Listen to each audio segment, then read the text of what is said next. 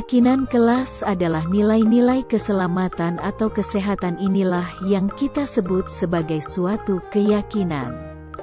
Yaitu nilai-nilai kebajikan universal yang disepakati secara tersirat dan tersurat, lepas dari latar belakang suku, negara, bahasa maupun agama.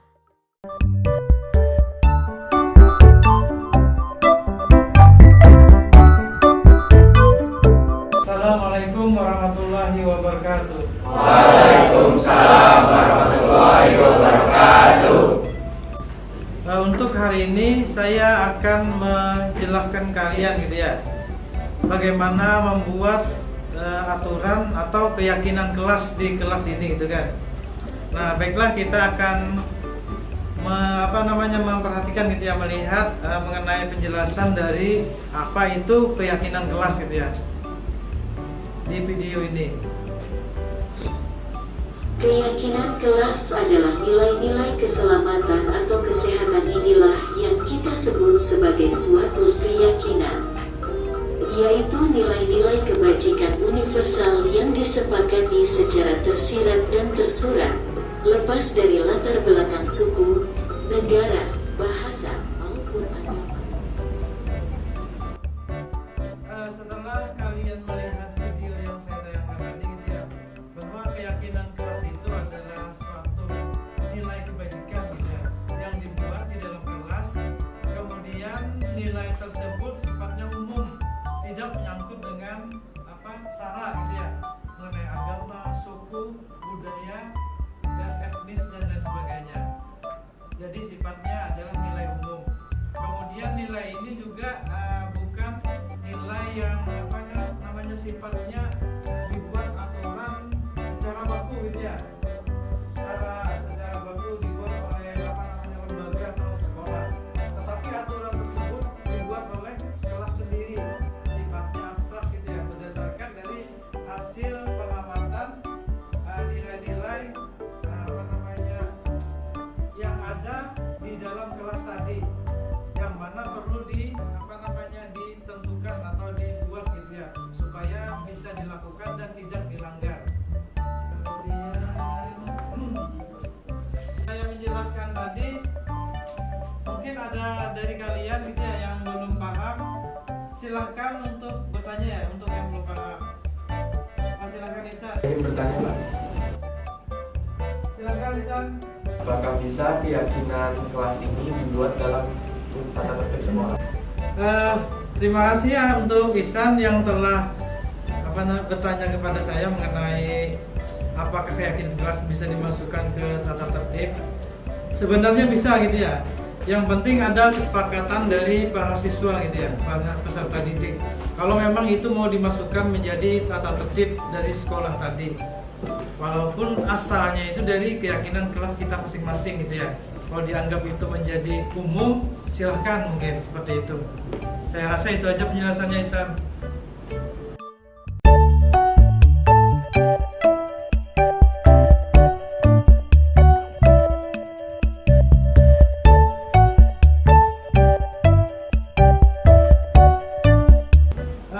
Baiklah, kita lanjutkan gitu ya. Di sini saya akan saya menampilkan gitu ya di slide ini mengenai contoh-contoh dari keyakinan kelas gitu ya, nilai kebajikan yang ada yang kalian buat nanti. Kemudian untuk lebih lanjutnya nanti saya akan membagi kelompok buat kalian. Kemudian kalian nanti memilih sendiri gitu ya, keyakinan kelas mana yang cocok buat kalian nanti. Kemudian setelah itu baru kita kumpulkan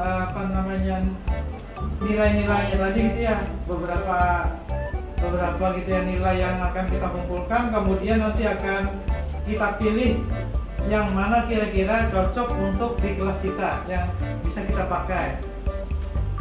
Nah, saya rasa itu aja mungkin. Silahkan untuk mengamati, kemudian kalian memikirkan gitu ya, bagaimana nilai keyakinan kelas nanti yang akan kalian buat itu.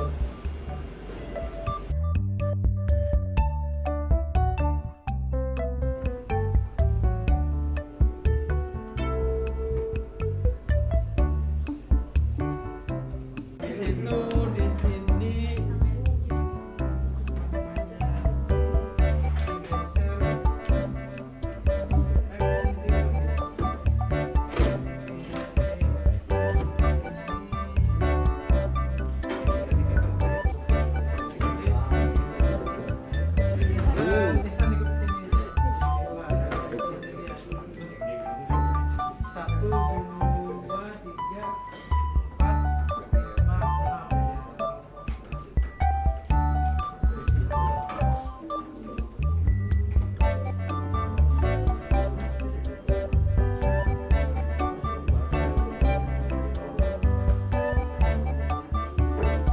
Baik ya.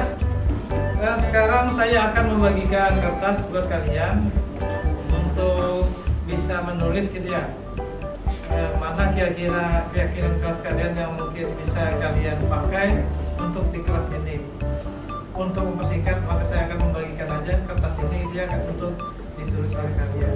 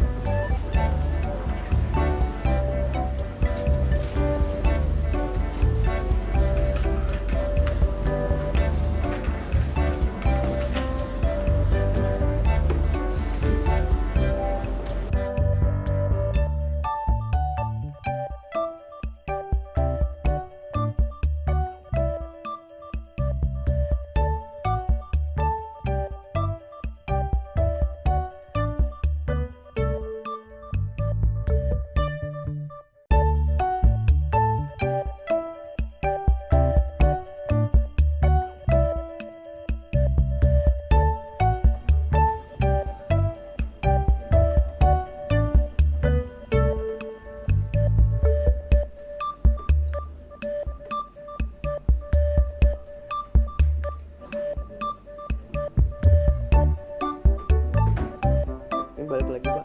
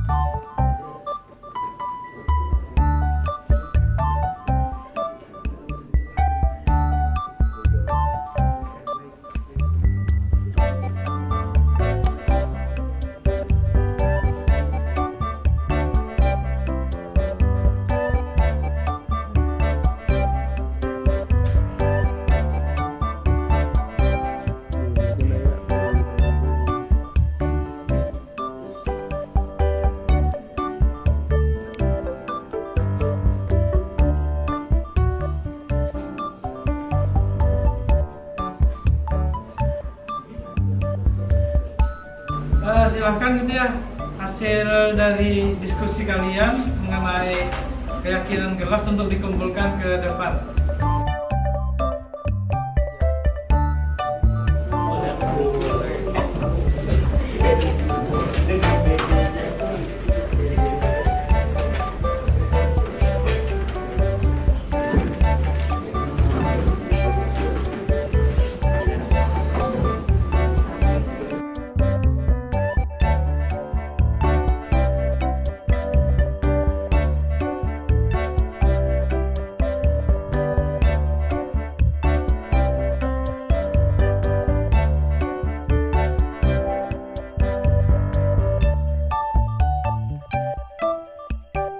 Setelah kalian mengumpulkan dari kerja kelompok tadi yang mengenai nilai keyakinan kelas, maka maka sudah saya rekap semuanya.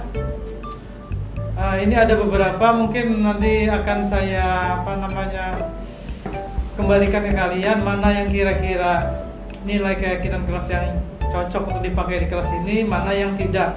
Bagi yang setuju gitu ya untuk salah satu nilai keyakinan kelasnya ini, maka silahkan mengangkat tangan gitu ya. Kalau tidak setuju maka tidak usah mengangkat tangan. Kemudian terbanyak mengangkat tangan berarti itulah yang kita ambil sebagai nilai keyakinan kelas tadi. Setelah terkumpul gitu ya nilai-nilai keyakinan kelas ini, saya akan bacakan sesuai dengan instruksi saya tadi gitu ya. Kemudian yang pertama gitu ya, nilai keyakinan kelasnya, kembalikan barang ke tempatnya. Gimana? Ya, berarti kalian setuju semua. Baiklah, kemudian yang kedua lagi ya, yang selanjutnya akan saya bacakan. Kemudian untuk yang nilai keyakinan kelas yang kedua, saya bacakan lagi. Menggunakan helm di dalam kelas. Tidak setuju gitu ya.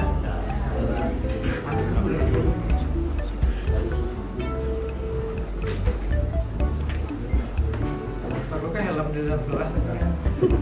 Hilang, Pak. Kemudian yang ketiga lagi ya.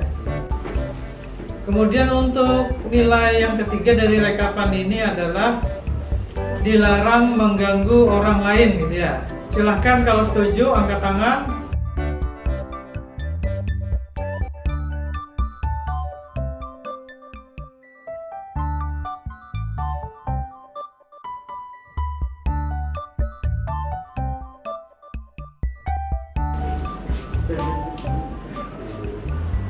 Setelah kita menyimpulkan gitu ya, yang dipilih kalian mengenai nilai-nilai keyakinan kelas di kelas ini gitu ya, yang disepakati, maka nilainya ini bisa kita lihat di layar ini gitu ya. Ada 6 gitu ya, ada 6 nilai.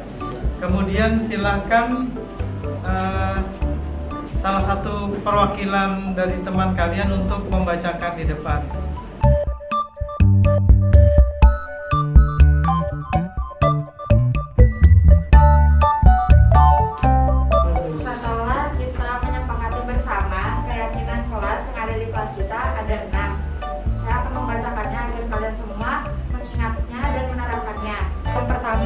Mengembalikan barang yang dipinjam ke tempatnya.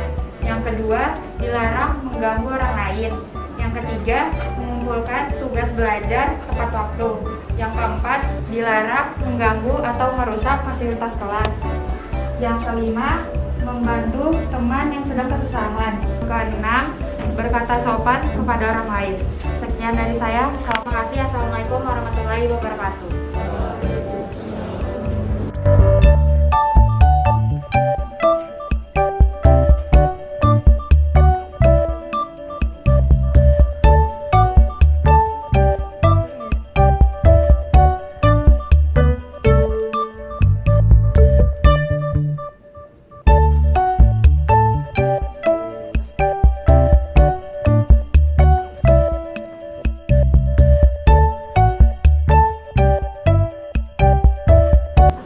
Saya sangat tenang, Pak, dengan adanya aturan dan keyakinan yang dibuat di kelas sebagai pengingat buat teman-teman kita untuk tidak melanggar nilai kebajikan yang sudah dibuat di kelas.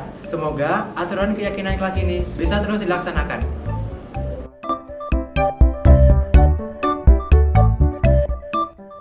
Ya, terima kasih atas nama wali kelas IKP 3 kelas 11. Dalam tesnya ada aturan-aturan yang sifatnya baik sekali dan anak-anak bisa melakukan dengan baik dan dia bisa mematuhi sehingga dapat mempunyai karakter yang luar biasa sehingga dia patuh terhadap peraturan yang ada di dalam kelas atau lab yang terdekat hingga membuat KPM atau mungkin di lab itu berjalan dengan baik. Terima kasih atas nama wali kelas terhadap Bapak nanti sebagai program kalian. Mudah-mudahan kedepannya ini bisa disikapi lebih baik dengan adanya peraturan itu akan meningkatkan dan karakter yang luar biasa. Terima kasih.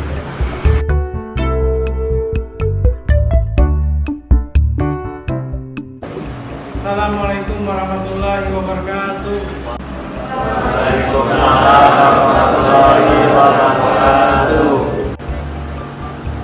Keyakinan kelas itu adalah suatu aturan, ya, aturan nilai-nilai berupa yang kita buat gitu ya, yang kita buat, kemudian sifatnya umum, kemudian nilai-nilai kebajikan tersebut mewakili dari karakter yang kita gunakan gitu kan, yang kita gunakan atau kita laksanakan. Kemudian itu bisa kita terapkan di kelas ini yang nantinya mungkin gitu ya menimbulkan efek perubahan terhadap tingkah laku atau karakter kita nanti yang akan kita buat gitu ya. Makanya keyakinan kelas ini kita buat, kemudian kita jalankan gitu ya, kemudian tidak kita langgar seperti itu.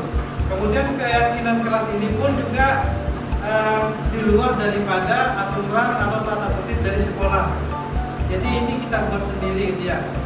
Saya kira itu aja mungkin mengenai pengertian dari keyakinan kelas itu. Baiklah, untuk selanjutnya saya akan membagi kelompok gitu ya. Setelah saya menjelaskan mengenai cara membuat keyakinan kelas, saya bagi kelompok kalian. Saya akan membagikan kertas untuk kalian tulis gitu ya. Nilai-nilai apa kira-kira yang bisa diterapkan di kelas ini.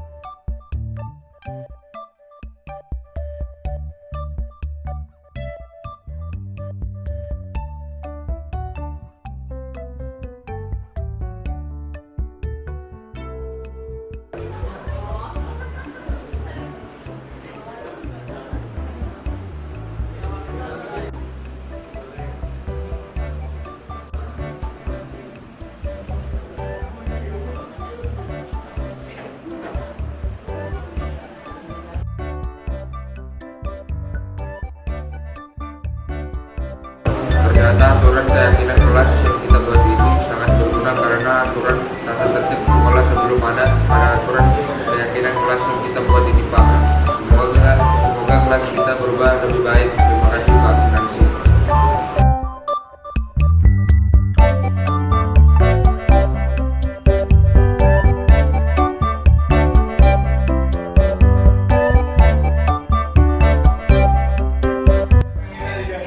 Setelah aturan keyakinan kelas dibuat, alhamdulillah anak-anak saya sudah paham sesuatu kebajikan yang harus dijalankan. Itu akan merubah karakter mereka ke depan lebih baik lagi.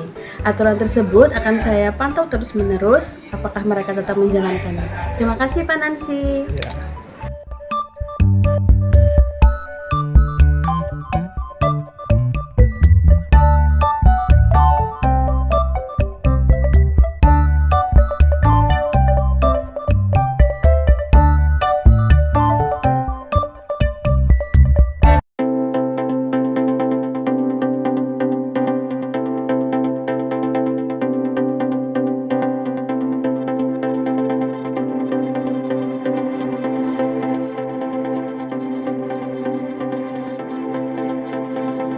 Salah satu tugas saya sebagai calon guru penggerak Angkatan 7 adalah dengan melakukan aksi nyata mengenai budaya positif. Peran guru penggerak menjadi coach guru lain yaitu aksi nyata menyebarkan pemahaman dan penerapan pengalaman budaya positif, disiplin positif, berhubungan dengan teori motivasi, hukuman dan penghargaan, hukuman, konsekuensi, dan segitiga restitusi dan nilai guru yang diterapkan pada kegiatan pembelajaran. Guru mampu menuntun murid untuk menjalankan kodrat alam dan kodrat zamannya. 5 posisi kontrol. Diane Goosen dalam bukunya Restitution Restructuring School Discipline 1998 mengemukakan bahwa guru perlu meninjau kembali penerapan disiplin di dalam ruang-ruang kelas mereka selama ini. Apakah telah efektif? Apakah berpusat, memerdekakan, dan memandirikan murid? Bagaimana dan mengapa? Melalui serangkaian riset dan berdasarkan pada teori kontrol, Dr. William Glasser, Goosen berkesimpulan ada 5 posisi kontrol yang diterapkan seorang guru, orang tua ataupun atasan dalam melakukan kontrol. Kelima posisi kontrol tersebut adalah penghukum, pembuat rasa bersalah, teman, pemantau, dan manajer. Rahmat dan karunia-Nya sehingga kita masih diberi kesehatan, diberi kesempatan untuk bisa berkumpul di ruang keaktifan dan berkunjung sama Linda pada hari ini dalam rangka rapat koordinasi terkait dengan persiapan uji sertifikasi kompetensi atau USK, ujian sekolah, dan lain-lain.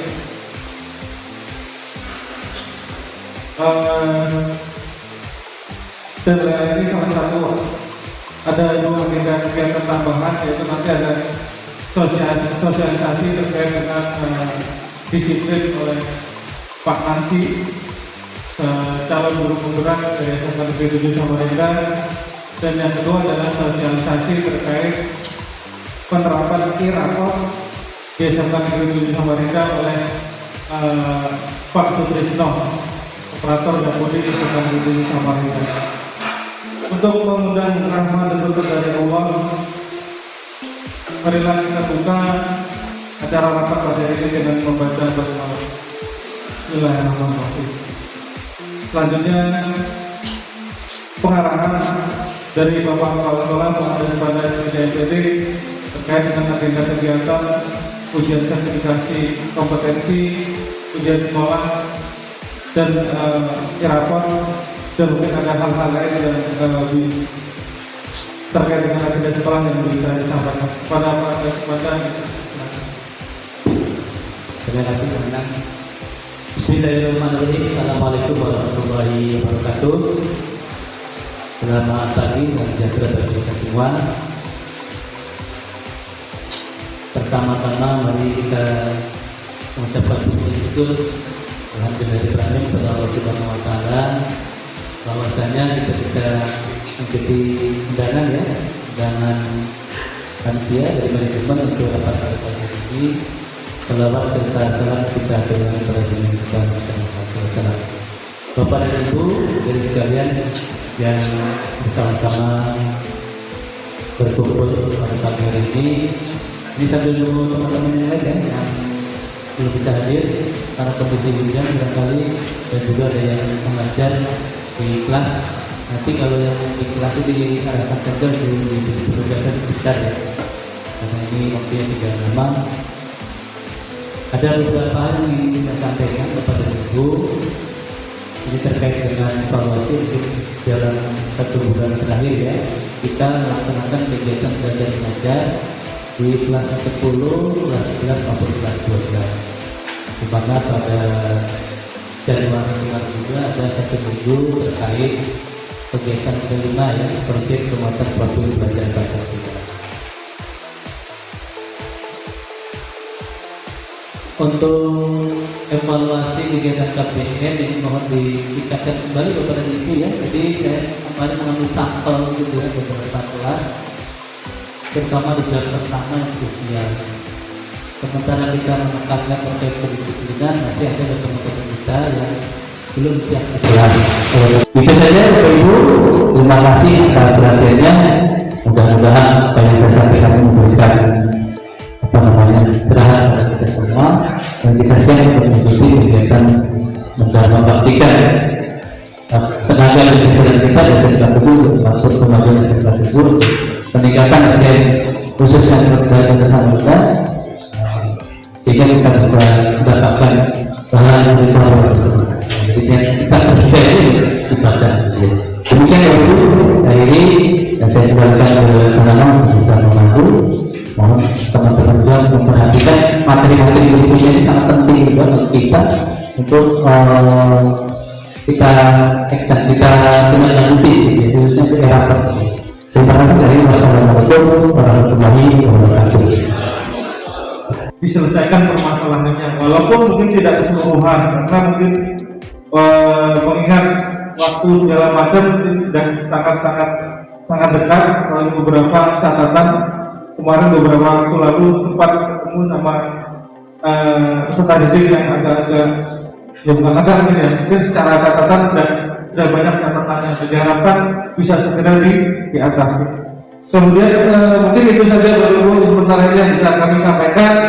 Selanjutnya mohon berkenan Bapak Ibu sekalian untuk sesi ini akan dilanjutkan setelah rapat ini dilanjutkan dengan penyampaian best practice dengan praktik baik semacam itu kepada Bapak Ibu sekalian oleh Pak Nansi selaku calon guru penggerak angkatan 7 dari SMK Negeri 7 Samarinda.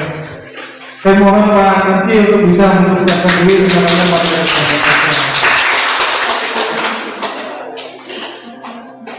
Setelah Pak Nansi mungkin mohon siap-siap Mas Tris untuk menyampaikan terkait dengan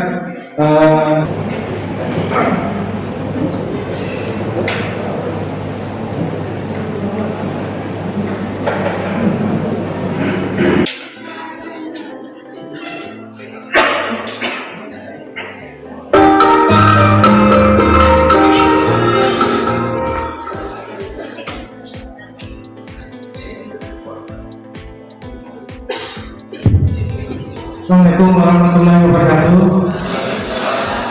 Selamat pagi dan salam sejahtera.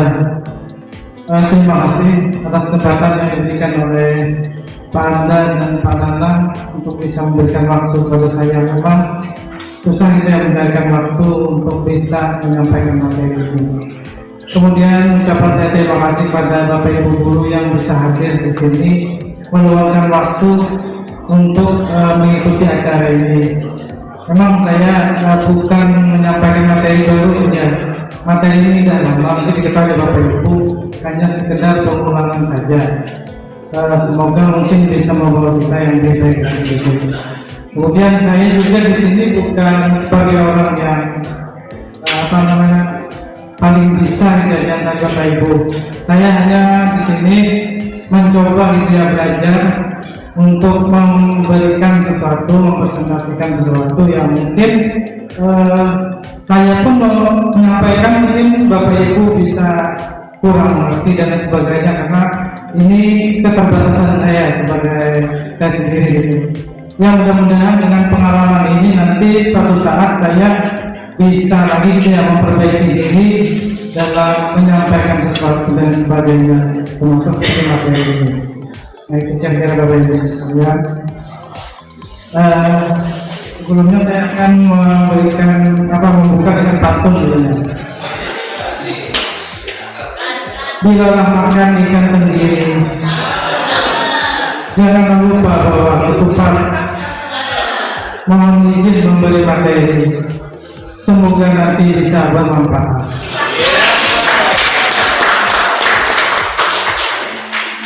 Bapak Ibu, pada materi ini mengenai budaya positif Bapak Ibu sekalian.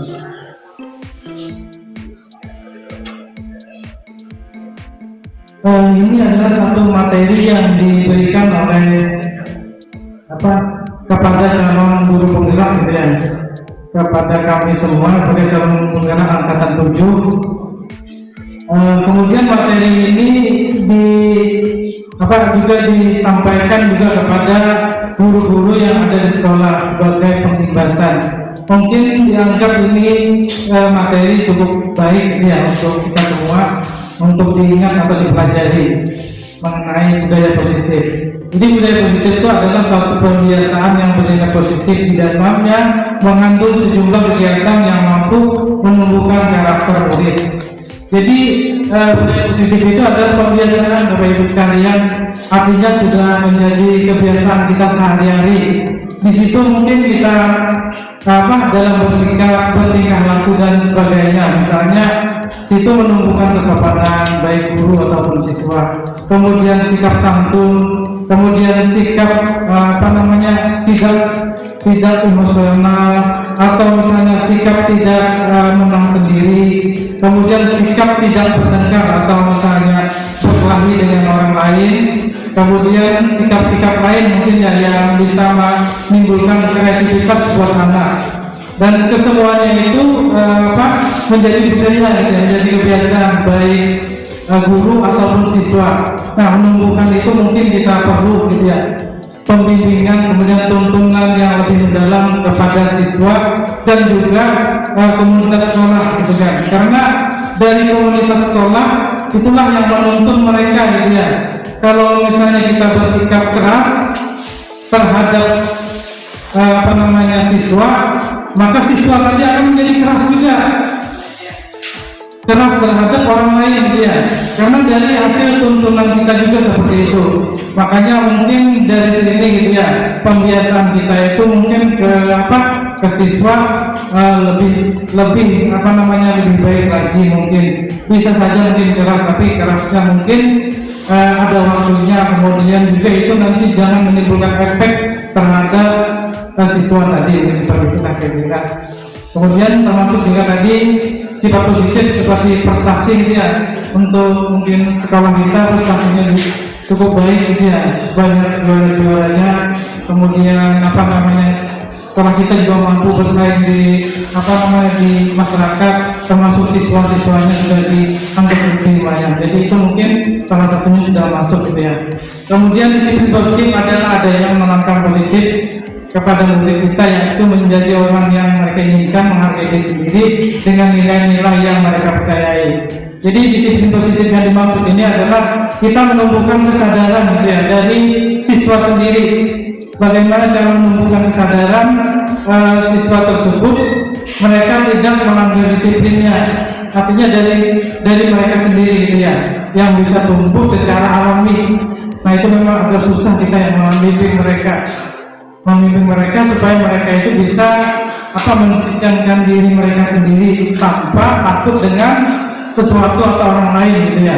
Nah, itu kira-kira. Kita lanjut Bapak Ibu, mungkin waktunya tidak terlalu banyak. Saya mohon Bapak Ibu mungkin bersabar menunggu itu saya mau presentasikan atau menyampaikan.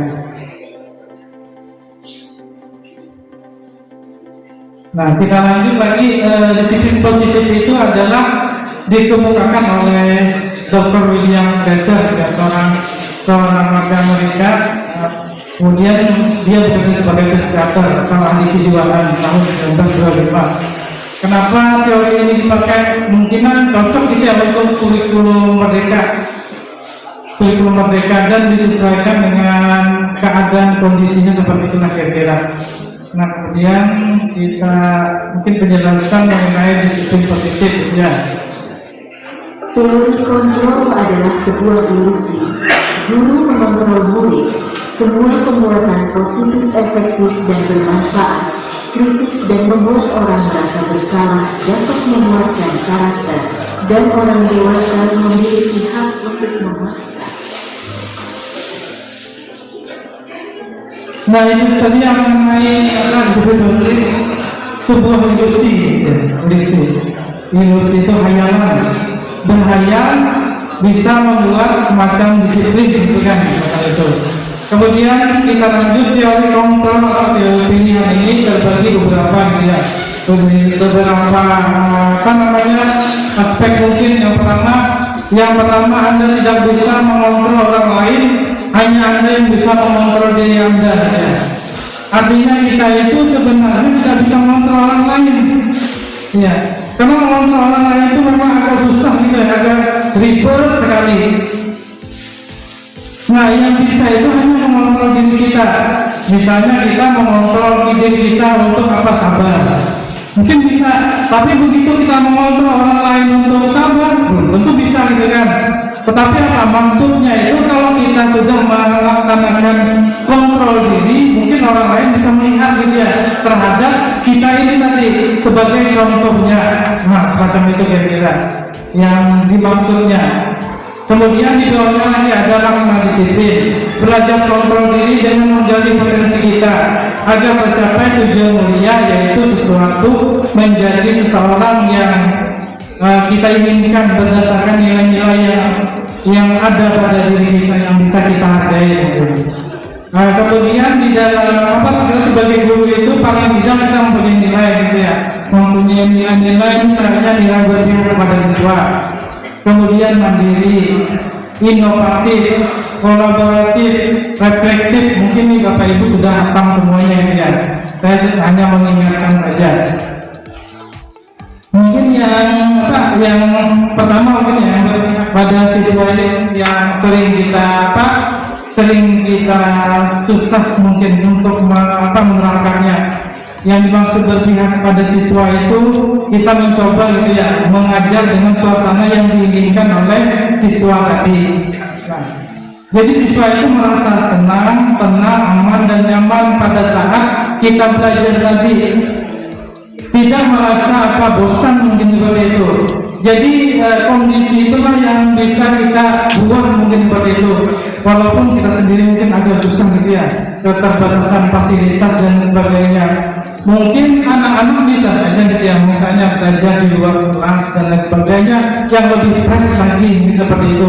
Tapi karena kondisi lagi gitu ya, sekolah kita yang tidak memungkinkan.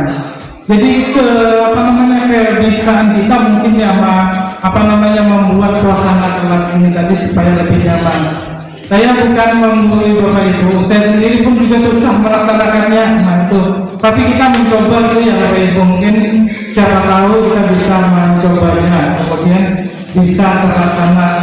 Kalau misalnya bisa terlaksana seperti itu, mungkin kita belajar itu mungkin ya dinanti-nantikan oleh siswa. Begitu kita masuk mungkin alhamdulillah gurunya masuk, ramai lagi mungkin suasana dan mungkin nyaman lagi kondisinya dan sebagainya. Itu yang dinanti-nantikan oleh guru tadi mungkin. Tapi di sebagian besar mungkin kita semua ini mungkin ada yang sedang melaksanakannya, tapi mungkin perlu juga itu mungkin disampaikan ke teman yang lain. Kondisi seperti itulah kira-kira. Nah itu.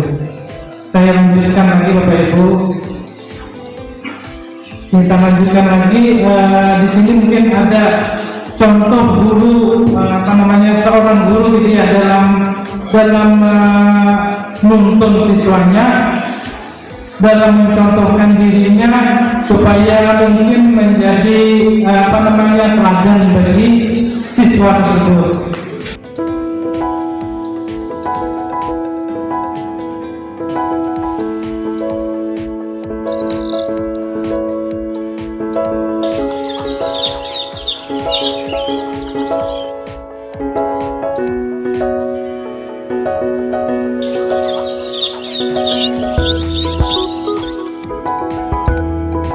Bu,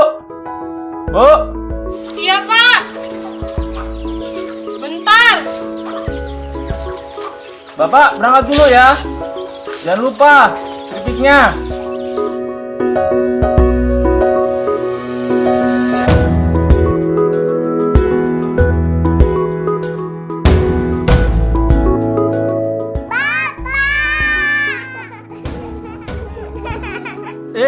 Anak bapak. Nina, sini nak, sini nak. Duduk. Ya, duduk lagi, enggak apa-apa. Wah. Pak, kakinya hilang satu, beliin dong. Oh, hilang ya nak ya? Oh iya, hilang. Alhamdulillah nih nak. Bapak terima sekolah yang bagus. Nanti kalau gajian kita beli boneka baru lagi ya. Boneka kakak juga. Oh, iya ya nak ya. Mana yang hilang? Oh iya, hilang satu. Nanti juga sama ya. Nanti kita beli boneka baru ya.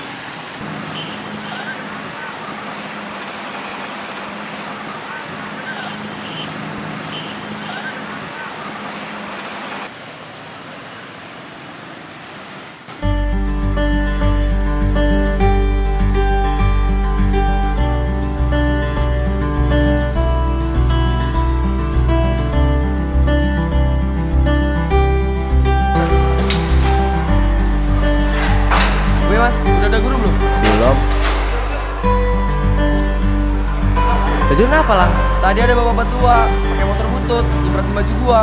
Sebel bener gua. Udah lah, gua pengen masuk. Udah.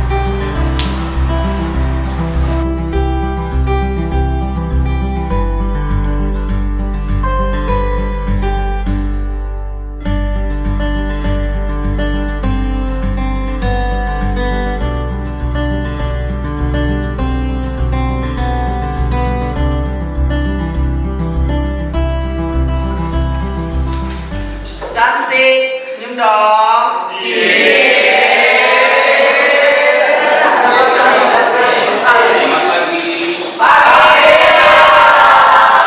Anak Bapak memperkenalkan guru baru kalian, namanya Pak Randy, mengajarkan mata pelajaran PPKN. Persilakan Pak Randy. Oke, terima kasih Pak. Oke, perkenalkan nama saya Randi. Pak, saya mana Pak? Itu bajunya kenapa Pak? Mandelo Korea. Gila. Enggak apa-apa Pak, santai aja. Ya udah anak-anak, cukup pelajaran hari ini, kalian boleh istirahat.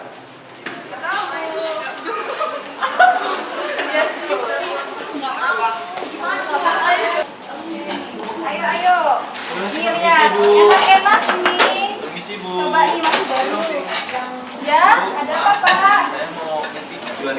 ya. Oh ya, coba saya lihat Pak.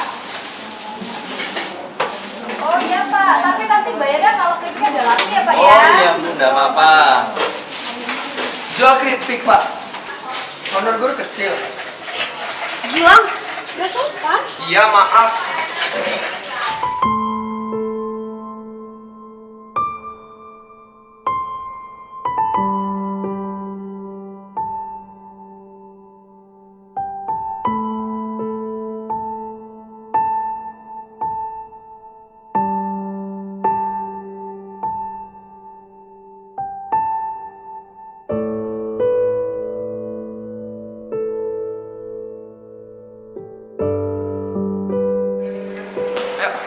Langsung pulang lah, main dulu lah, cabut ya.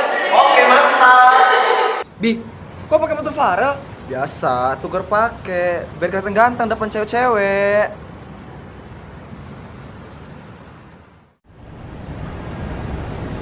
Pak, pulang.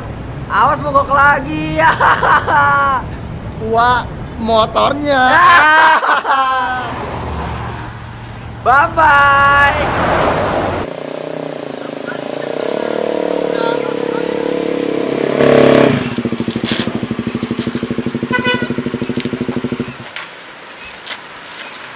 Waduh, kempes ini Bi.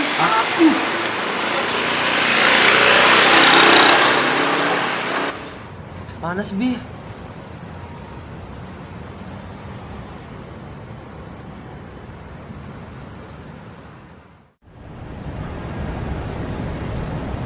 Kenapa? Kempes Pak ban motornya.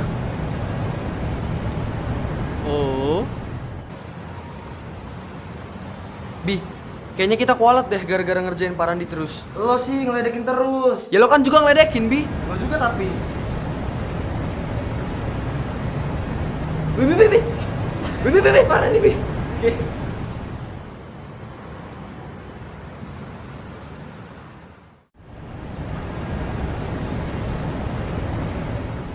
Nih, Bapak bawain kompa buat kalian. Makasih, Pak. Ya, buruan di kompa dulu.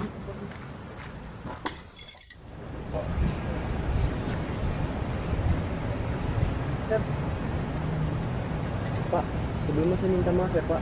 Udah jahat sama Bapak. Oh ya, enggak apa-apa, namanya juga Pak, baru kenal kita. Saya juga minta maaf ya, Pak. Iya, enggak Pak, apa-apa. makasih ya, Pak. Makasih ya, Pak. Ya. Ya udah yuk, kita pulang.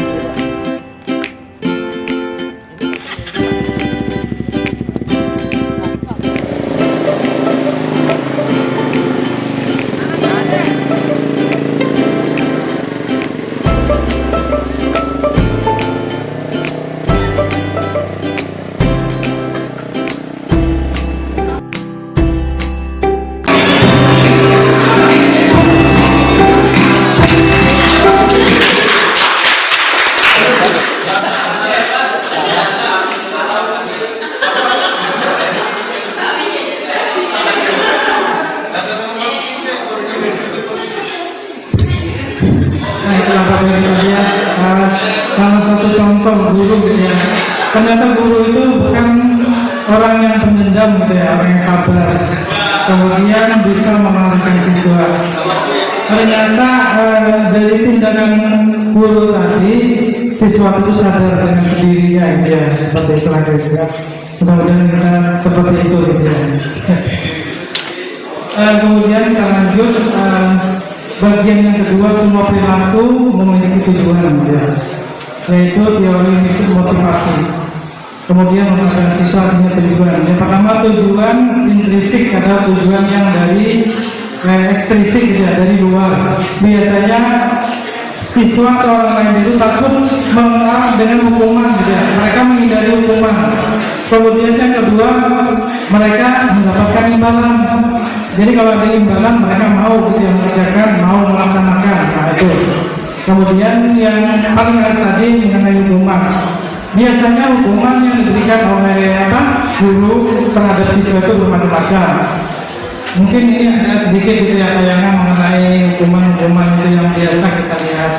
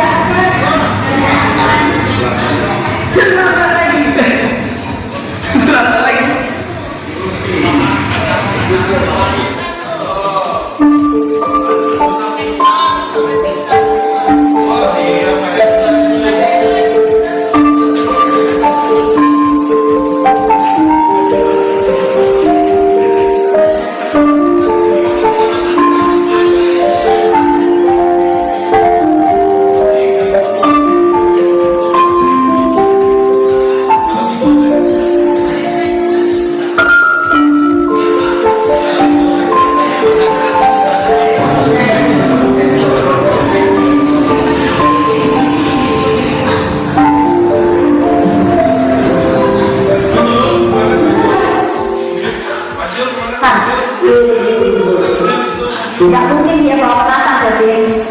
Pasti kamu yang bawa petasan, ya kan? Udah sekarang kamu maju. Kamu tuh bikin saya gantungan sama saya pingsan. Seumur-umur baru sekarang ini pingsan. Kalian duduk. Kakinya angkat. Telinganya dipegang dua-duanya. Kamu itu loh Delvin. Gak boleh kalau bawa kayak gitu. Ibu gak suka murid-murid kayak gitu. Anak sekolah itu harusnya belajar yang rajin, kasih contoh yang baik, bukan malah mencari petasan. Kamu bener gak itu ngomong? Sekali lagi kamu ngomongnya kayak gitu, itu kesalahan. Ibu dong.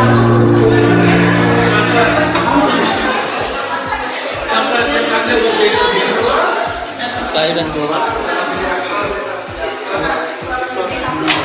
Nah itu sebagainya mengenai contoh-contoh hukuman. Kemudian motivasi yang intrinsik bisa ada di dalam diri biasanya untuk menghargai diri sendiri. Ya.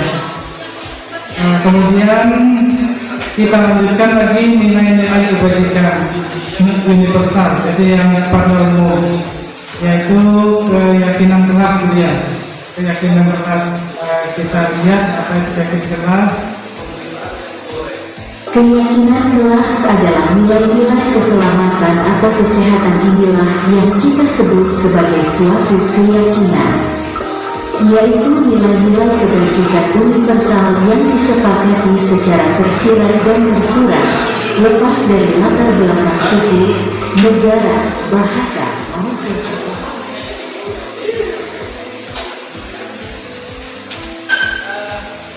saya kira itu tadi keyakinan kelas, bahwa keyakinan kelas itu ada nilai-nilai kebajikan yang ada di kelas tadi yang tidak ada kaitannya dengan sarana ya, sifatnya umum. Nah, keyakinan kelas itu sebenarnya bisa kita buat di kelas Bapak Ibu, terutama wali kelas. Jadi kita bisa melihat misalnya di kelas tersebut apa kebiasaan negatif dari siswa tadi. Misalnya kebiasaannya mencoret-coret meja gitu kan, kemudian senang memolok temannya. Nah itu kita buat aturan di kelas, kemudian kita pasang di di dinding kelas itu sebagai aturan kelas tadi. Nah selama ini kan kita tidak pernah membuat semacam itu, yang ada kan tata tertib sekolah saja. Jadi dari kurikulum 2013 kurikulum merdeka ini mengisyaratkan kita membuat yang namanya keyakinan kelas tadi, supaya mungkin bisa mengontrol di dalam kelas tadi ya, karena ada kebiasaan-kebiasaan yang mungkin tidak terkontrol, tidak masuk di dalam tata tertib sekolah, itu bisa kita buat di kelas tadi seperti itu kira-kira. Ya kalau misalnya mudah-mudahan bisa kita jalankan gitu kan. Semoga kurikulumnya tetap jalan aja gitu ya. Kalau kurikulumnya ganti mungkin nanti ada perubahan lagi gitu. Tapi paling tidak kan untuk mengingatkan kita gitu ya, ada nilai-nilai yang perlu mungkin kita lihat di dalam kelas tadi. Kita kira. Kemudian ini contohnya mungkin keyakinan kelas tadi.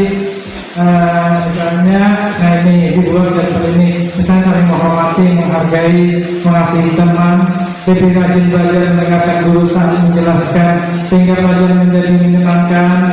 Ternyata yang hal-hal seperti itu gitu ya, sangat kecil dan tidak ada di dalam aturan dari sekolah tadi. Kemudian kita lanjut aja mungkin Bapak Ibu sudah semua. Mengenai model yang ketiga yaitu model berpikir menang-menang. Maksudnya itu berpikir menang-menang itu kita bisa mengarahkan orang lain, ya, membimbing orang lain supaya bisa mengikuti kita. Itu yang dimaksud dengan model berpikir menang-menang. Yang kedua kolaborasi, kemudian konsensus kita pilihan baru. Itu kita bisa mungkin artinya mempunyai ide-ide baru dan sebagainya seperti itu. Kemudian selanjutnya keduanya ada posisi kontrol Bapak Ibu. Posisi kontrol itu mungkin ini penjelasannya.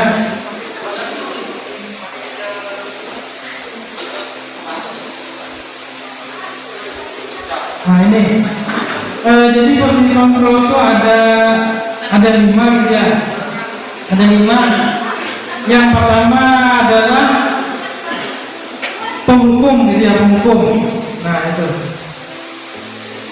Biasanya guru menghardik, menunjukkan, menyakiti atau menyindir. Kemudian guru berkata, kalau kamu tidak menyukai maka saya akan menghukum kamu.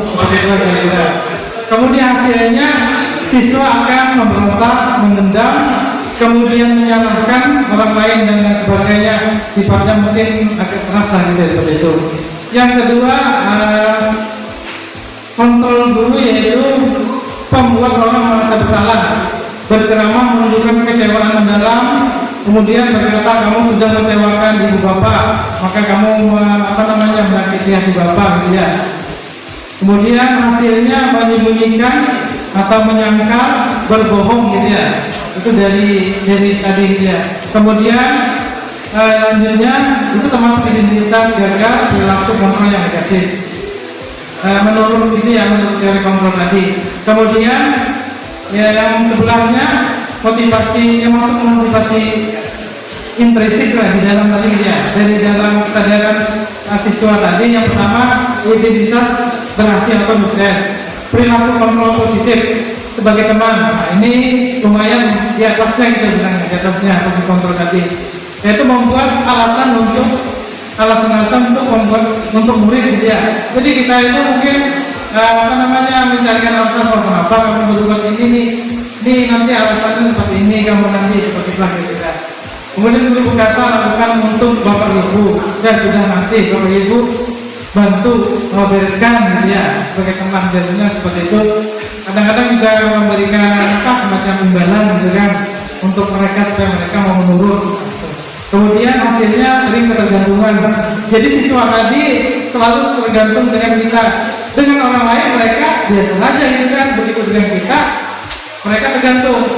Misalnya kamu kalau pelajaran saya, kalau kamu nurut nanti saya kasih nilai yang bagus-bagus gitu kan.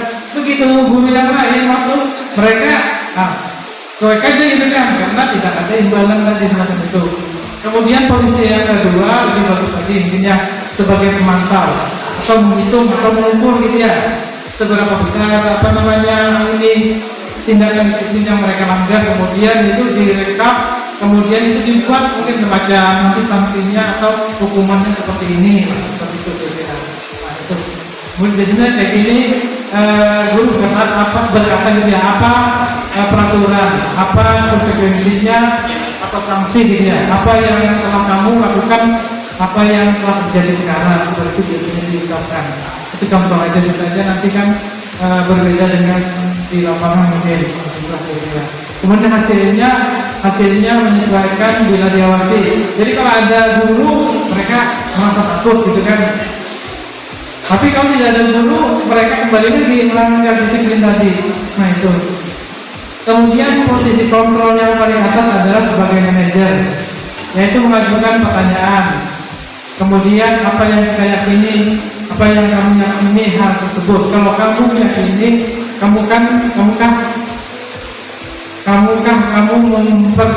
memperbaikinya. Kalau kami memperbaikinya, jadi kira-kira hal tersebut akan menggambarkan apa tentang diri. Kemudian hasilnya menguatkan watak karakter. Nah, jadi manajer itu sebenarnya sifat semacam ini pembimbingan gitu ya, pembimbingan. Jadi dia tidak menghukum, memberi nasihat keras dan lain sebagainya. Jadi kalau ada pelanggar disiplin, mereka itu dibimbing supaya mau merubah gitu kan. Membimbing itu kan bukan kita sendiri. Membimbing itu bisa jadi kolaborasi dengan siswa, dengan orang tua, dengan guru yang lain, dengan guru yang bersangkutan dan lain-lainnya gitu ya. Itu mungkin satu kesatuan untuk membimbingnya. Nah, semacam itu. Jadi dibuat semacam alurnya gitu ya, semacam itu.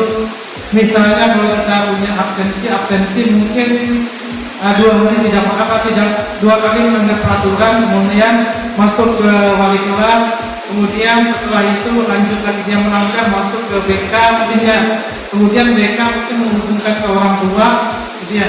kemudian terlaksana tadi kolaborasi, kemudian tetap saja melanggar, kemudian apa sih masalahnya di rumah gitu kan, ditelusuri. Nah itu, jadi langsung tidak diputuskan. Jadi masalahnya di rumah apa yang menyebabkan dia tersebut tidak tetap melanggar disiplin tadi. Nah itu mungkin hubungannya seperti itulah, supaya supaya mungkin di dalam kurikulum Merdeka ini menanamkan siswa atau penanaman karakter siswa itu benar-benar tidak menyakitkan seperti itu. Artinya membimbing betul-betul supaya ada kesadaran dirinya. Ya mudah-mudahan mungkin ya bisa terlaksana, mungkin memang agak berat juga dari itu. Kita lanjutkan mungkin ini posisi tadi ada 5 posisi kontrol tadi. Kaitannya kemudian yang selanjutnya ada segitiga diskusi. Segitiga diskusi itu adalah cara penyelesaian masalah Bapak Ibu. Penyelesaian masalah terhadap siswa yang melanggar aturan tadi. Nah itu. Yang pertama menstabilkan identitas, kemudian validitas, kebutuhan, kemudian menanyakan keyakinan. Mungkin untuk lebih jelasnya ini penjelasannya Pak ya.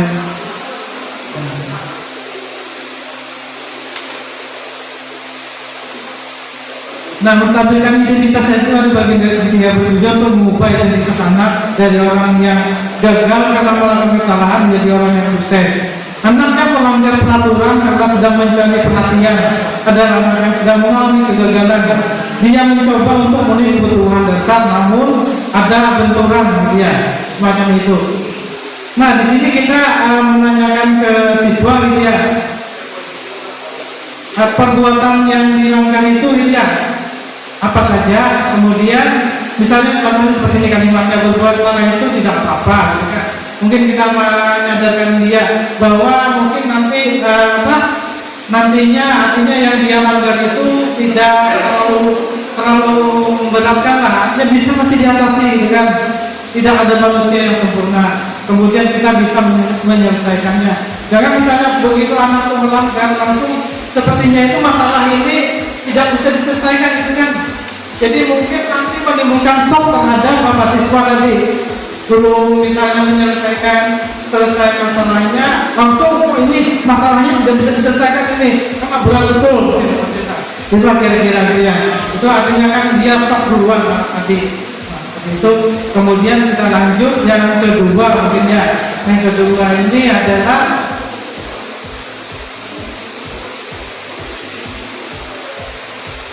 validitas tidak ada yang salah ya. Kemudian kita mungkin tidak suka sikap seorang anak yang meneruskan atau merengek. Apabila sikap itu mendapat perhatian kita, maka telah memenuhi kebutuhan anak tersebut. Kalimat bahwa ini mungkin yang biasa kita gunakan adalah padahal kamu bisa melakukan hal yang lebih buruk dari ini ya. Artinya itu mungkin mereka kita tunjukkan mungkin kamu melakukan ini masih ringan gitu kan, masih ringan. Artinya ada nanti penyelesaiannya. Nah itu mungkin ada penyelesaiannya. Masalah itu. Kemudian kamu pasti punya alasan mengapa melakukan hal ini. Jadi alasan mereka melakukan seperti ini apa gitu kan. Kita tanyakan ke mereka. Ini untuk memvalidasi tindakan yang salah oleh mereka tadi. Kemudian kita lanjut saja, mungkin ini sudah dipahami oleh Bapak Ibu setelah bacanya.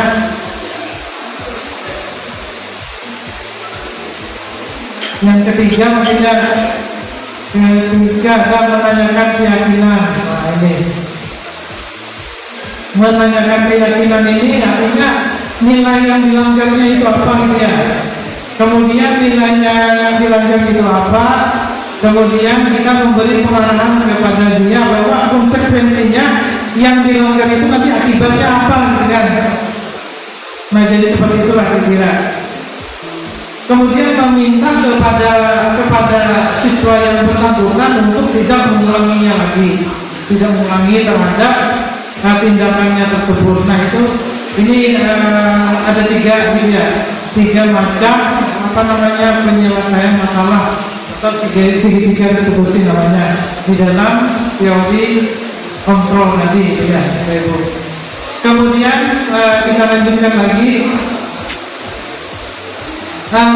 Yang kelima mungkin ya Bapak Ibu, realitas atau kebutuhan kita berbeda. Kita berusaha memahaminya, pandangan orang lain terhadap dunia ya. Setiap orang memiliki gambaran yang berbeda. Artinya itu kita semuanya memang tidak ada yang sama gitu ya. Tidak ada yang sama sesuai dengan kebutuhan kita masing-masing. Sesuai dengan kebutuhan dan keinginan kita.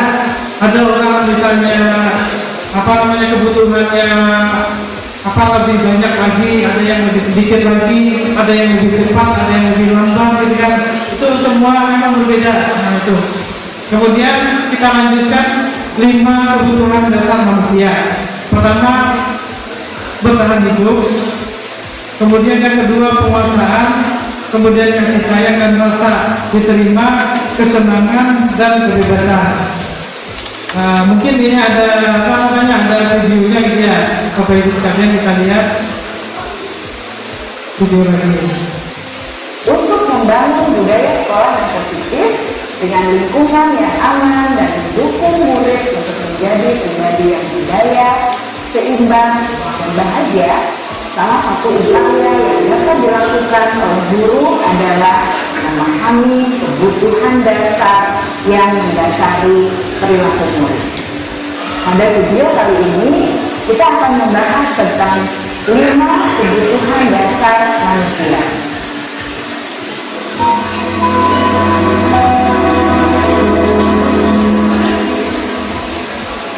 Ki Hajar Dewantara dalam salah satu kutipannya menyatakan, kita ambil contoh perbandingannya dengan hidup tumbuh-tumbuhan.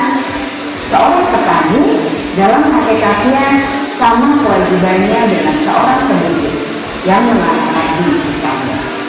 Hanya dapat menuntun tumbuhnya padi. Dia dapat memperbaiki kondisi tanah, memelihara tanaman padi, beri pupuk dan air, basuh ulat-ulat atau jamur-jamur yang mengganggu hidup tanaman padi, dan lain sebagainya. Ketika guru memahami kebutuhan apa yang mendasari perilaku murid, dan guru berusaha menuntun dan mendukung murid dalam memenuhi kebutuhannya secara positif, pada hakikatnya guru tersebut ibarat seorang petani yang sedang berusaha memahami kebutuhan masing-masing tanaman, dan ia berusaha memenuhi kebutuhan tanaman tersebut agar dapat tumbuh dengan subur dan maksimal. Dr. William Glasser, seorang psikiater dari Amerika Serikat, menyatakan bahwa seluruh tindakan manusia memiliki tujuan tertentu, yaitu memenuhi kebutuhan dasarnya. Ketika kelima kebutuhan dasar telah terpenuhi secara memadai, maka murid akan tumbuh dengan seimbang dan bahagia. Sebaliknya, jika kebutuhan dasar tidak terpenuhi dengan baik, maka seseorang akan mengalami emosi negatif, seperti bosan, sedih, dan kecewa. Bahkan mereka dapat melakukan perbuatan yang bertentangan dengan nilai-nilai kebajikan atau melanggar peraturan. Dengan kata lain, perilaku buruk seseorang biasanya adalah respons dari kebutuhan yang tidak terpenuhi. Namun, mereka tidak tahu cara untuk menyampaikannya. Ada 5 kebutuhan dasar manusia menurut Dr.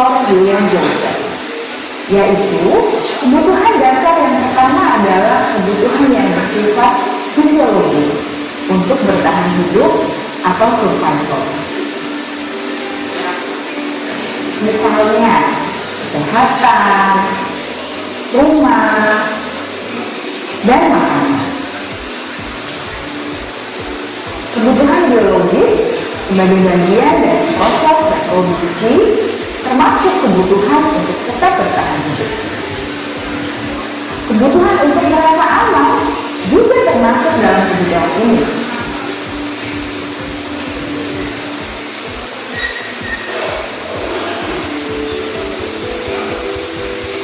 Agar murid dapat belajar dengan baik, kebutuhan mereka kayak keamanan, pangan, sandang, dan papan harus terpenuhi.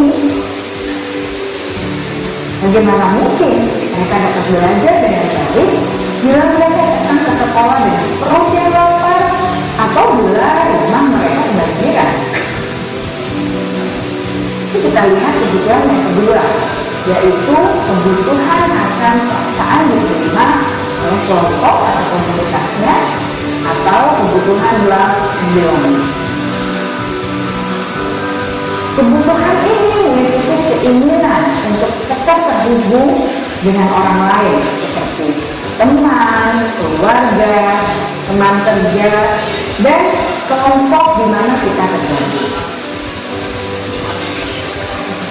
Setiap murid ingin menjadi bagian yang berharga dari kelas dan juga sekolah. Mereka juga ingin diterima oleh orang lain dan kelompoknya. Bahkan, murid yang terlihat paling tua pun jauh di dasar hatinya pasti ingin merasa diterima. Sebagai guru, seharusnya kita dapat menerima murid kita apa adanya, sesuai dengan kodratnya. Karena setiap murid adalah unik, mereka memiliki kekuatannya masing-masing. Mungkin cukup ada bagian mengenai video ini. Sebagian sudah mengerti, sudah paham kita itu juga terbatasan waktu berbeda. Yang jelas lima kebutuhan dasarnya mungkin perlu dipenuhi. Artinya mungkin bisa kita lihat dari siswa ya, apa-apa kebutuhan yang kurang yang menyebabkan mereka kurang dalam belajarnya dan sebagainya. Mungkin kekurangan dari kebutuhan tadi yang menyebabkan dia tidak ada motivasi untuk belajar. Jadi semacam itu kira-kira mungkin yang kira-kira itu aja yang bisa saya sampaikan. Saya sangat berterima kasih kepada Bapak Ibu yang mau mendengarkan atau mau hadir kemudian menyaksikan dan saya sampaikan. Walaupun banyak kekurangan dari saya minta maaf besar-besarnya. Intinya inilah yang bisa saya sampaikan karena ini merupakan tugas dari saya sebagai guru penggerak, yang mana video ini nanti akan dikumpul ke NMS sebagai bahan untuk melengkapi video tugas saya ini. Mungkin ini saja kira-kira, mudah-mudahan bermanfaat. Sebelum saya tutup, saya akan berpantun dulu itu. Tidak ada sumur di ladang, boleh kita menumpang mati. Tidak ada kesempatan akan datang, boleh kita bertemu kembali. Sekali lagi saya ucapkan terima kasih banyak, mudah-mudahan bermanfaat. Salah dan hilaf saya ucapkan banyak-banyak maaf, kemudian terima kasih atas kebesaran dari Bapak Ibu saya di sini. Mungkin ini kesempatan yang berharga buat saya. Mungkin belum pernah saya mempresentasikan atau menyampaikan sesuatu di hadapan Bapak Ibu sekalian. Karena saya ini sudah merasa lebih fresh lah dari yang Ibu sampaikan. Itu saja, terima kasih banyak. Assalamualaikum warahmatullahi wabarakatuh. Selamat pagi, salam sejahtera. Nanti baik, Bapak-Ibu, selanjutnya mohon berkenan Mas Rif untuk maju ke depan untuk menyampaikan beberapa hal terkait dengan rapor. Rapor ini insya Allah